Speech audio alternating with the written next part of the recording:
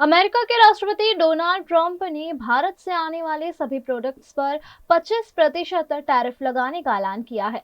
इससे सूरत का हीरा और ज्वेलरी उद्योग बुरी तरह से प्रभावित हो सकता है।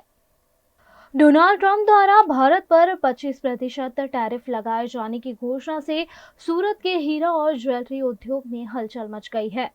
यह टैरिफ 7 अगस्त से लागू होगा और इसका सीधा असर भारत से अमेरिका को होने वाले जेम्स एंड ज्वेलरी एक्सपोर्ट पर पड़ेगा। सूरत दुनिया का हीरा कटिंग हब है, जहां हर 10 में से 9 हीरे तैयार किए जाते हैं। अमेरिका इस क्षेत्र का सबसे बड़ा खरीदार है। Gem and jewellery promotion council के पूर्व रीजनल चेयरमैन दिनेश नावड़िया ने कहा कि हीरा उद्योग पहले से ही मंदी से जूझ रहा है और यह टैरिफ उसकी स्थिति और भी बिगाड़ सकता है। अमेरिकाना राष्ट्रपति डोनाल्ड ट्रम्प द्वारा भारत पर 1 ऑगस्ट थी તમામ પ્રોડક્ટ ઉપર 25% ટેરિફ નાખવાની જાહેરાત કરી છે। ખાસ કરીને જેમ્સ એન્ડ જ્વેલરી સેક્ટર ઉપર અત્યારે એની અસર જોવા મળશે, પરંતુ ઇન્ડસ્ટ્રીને અપેક્ષાઓ ભારત સરકાર પાસે ઘણી છે અને અમને ખાતરી એ પણ છે કે ભારતના યશસ્વી વડાપ્રધાન શ્રી નરેન્દ્રભાઈ મોદી જે પ્રમાણે ફ્રી ટ્રેડ એગ્રીમેન્ટ સમગ્ર વિશ્વના અલગ અલગ દેશો સાથે કરી રહ્યા છે, એ જ પ્રમાણે અમેરિકા સાથે પણ જે પ્રમાણે વાટાઘાટો ચાલુ છે, ફ્રી ટ્રેડ એગ્રીમેન્ટમાં પણ કંઈક આવતા દિવસોમાં પોઝિટિવ રિઝલ્ટ જોવા મળશે એવી અપેક્ષા સમગ્ર ઇન્ડસ્ટ્રી અત્યારે રાખી રહી છે।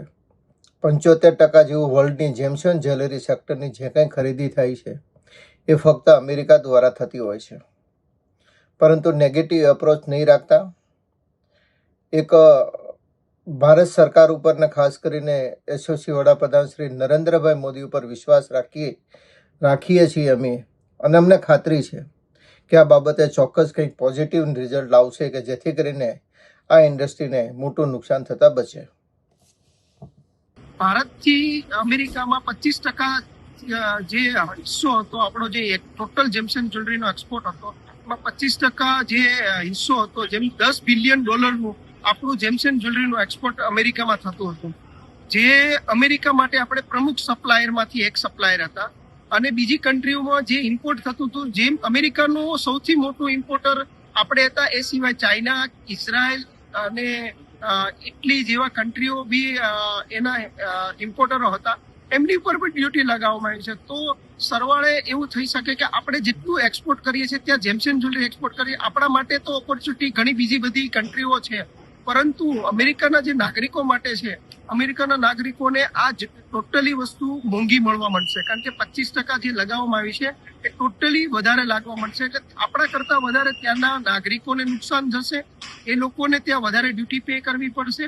દુબઈ સાથે આપણા ફ્રી ટ્રેડ એગ્રીમેન્ટ ઝીરો ડ્યુટીમાં થયેલા છે, ત્યાંથી આપણે અરબ કન્ટ્રી જે યુએઈ ના કન્ટ્રીઓ છે એમની સાથે આપણે સારા ટ્રેડ એગ્રીમેન્ટ અને ત્યાંથી ઘણા બધા કન્ટ્રીઓ કનેક્ટ કરી શકીએ છીએ।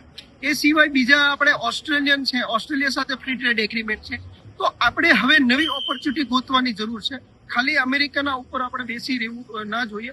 એ સિવાય ઘણી બધી કન્ટ્રીઓ આપણી પાસે ઓપોર્ચ્યુનિટી છે અને આવનાર સમય જેમ્સ એન્ડ જ્વેલરી માટે થોડોક વિકટ છે, પરંતુ ઓપોર્ચ્યુનિટી બી એટલી જ છે।